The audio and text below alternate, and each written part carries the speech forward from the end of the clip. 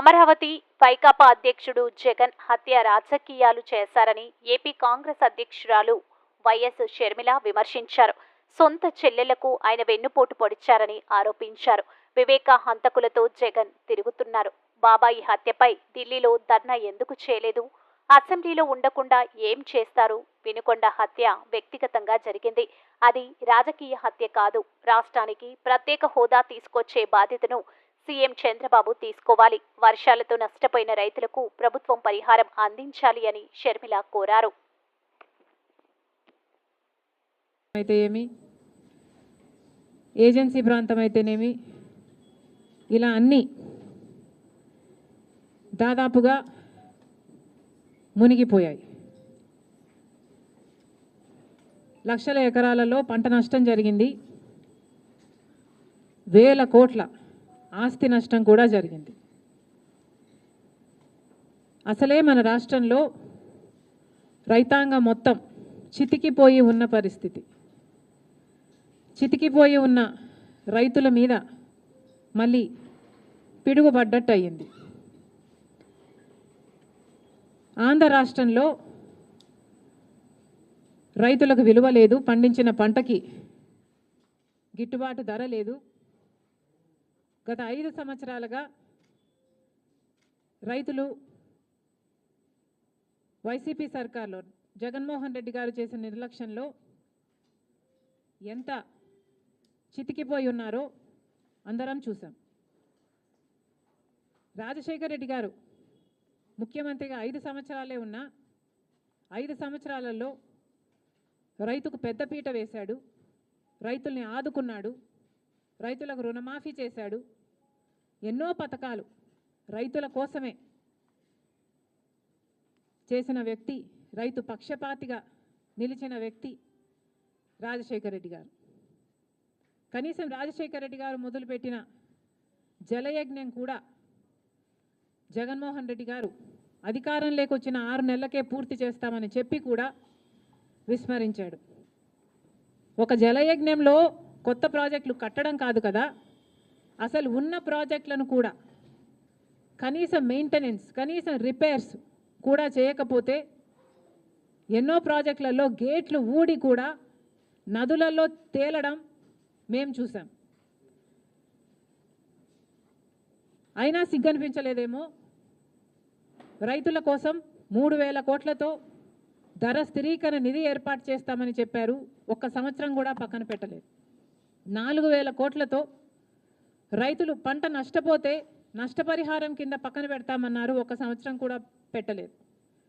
రాజశేఖర్ రెడ్డి గారు ఉన్నప్పుడు input subsidy అయితేనేమి, లేకపోతే డ్రిప్ మీద సబ్సిడీ అయితేనేమి, యంత్రాల మీద సబ్సిడీ అయితేనేమి, ఇలా ఎన్నో ఇచ్చి ఆదుకుంటే ఏది ఇవ్వకుండా రైతుల్ని ఘోరంగా ముంచేయడం గత 5 సంవత్సరాలుగా.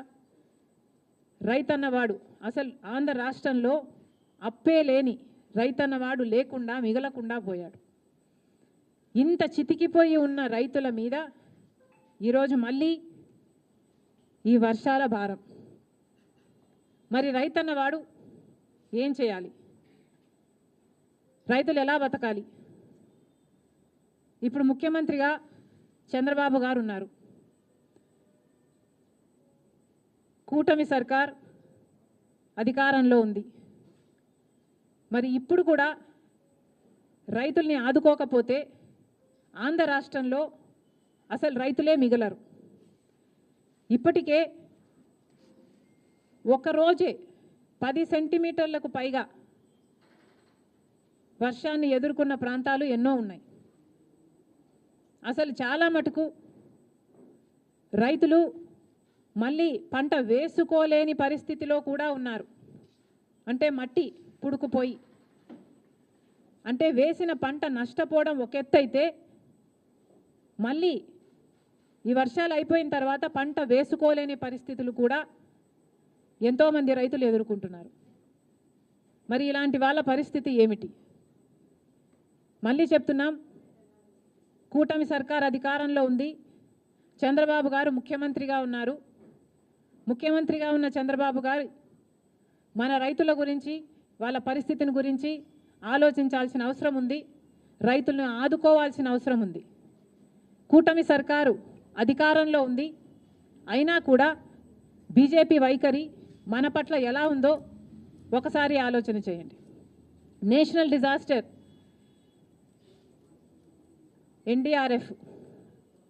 ఎన్డీఆర్ఎఫ్ బలగాలు మన రాష్ట్రాలకి ఎంతమంది వచ్చారు, ఎంతమందిని ఆదుకున్నారు? ఇదే వర్షాలు ఒకవేళ యూపీలోనో గుజరాత్లోనో పడితే అక్కడ ఎంతమంది బలగాలు ఉన్నారు? మన రాష్ట్రం అయితే ఎందుకు ఈ సవతి తల్లి ప్రేమ? ఇంకెన్నాళ్ళు? గత 10 సంవత్సరాలుగా బీజేపీ ప్రభుత్వం కేంద్రంలో అధికారంలో ఉండి కూడా మనకు ఒక్క మేలు కూడా చేయకపోగా ప్రతి విషయంలోనూ మోసం చేసుకుంటూనే వచ్చింది.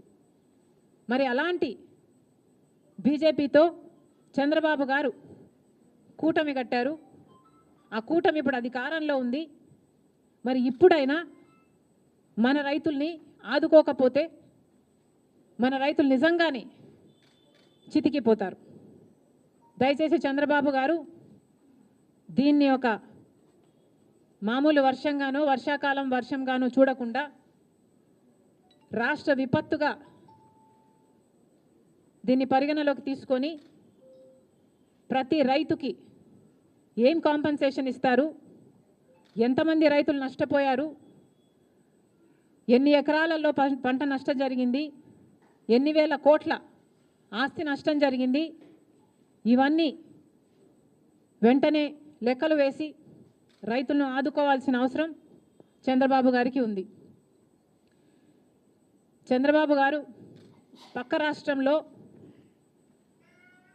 తెలంగాణ రాష్ట్రంలో రైతుల కోసం ఆ ప్రభుత్వం రుణమాఫీ కూడా చేయడానికి సిద్ధపడింది. నాకు చెప్పుకోవడానికి గర్వంగా ఉంది. అవతల తెలంగాణలో రేవంత్ రెడ్డి గారు ముఖ్యమంత్రిగా ఉన్నారు. కాంగ్రెస్ పార్టీ